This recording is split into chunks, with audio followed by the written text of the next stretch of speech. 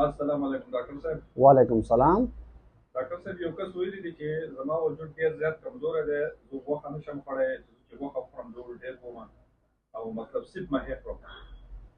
نو زه ډاکټر صاحب ته درتلل غواړم چې هغه ماته څه ووایي. نو تاسو دې مریض ته څه ویل غواړئ؟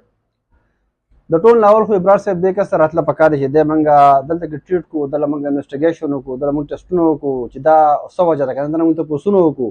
نو ښه خبره ده چې دی کلینیک ته راشي، وزټ وکړي، نو انشاءالله تعالی دا مسله چې کومه ده د غوښې نه بیا انشاءالله تنګېږي، انشاءالله الله به خیر کړي.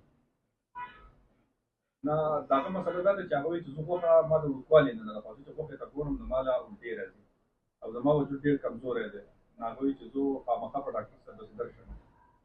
نو داسې وکړئ چې هغه له ټایم ورکوئ که نه، څه ټایم دی راځي نو ټایم د والي د ماسپښین ټایم کې تاسو پته راغله ټایم کې زموږ وخت پای د 1 بجې نه د 2 نیمې پورې او نور د 5 پورې موږ یو څه ټایم دی راځي را دي شي انشاءالله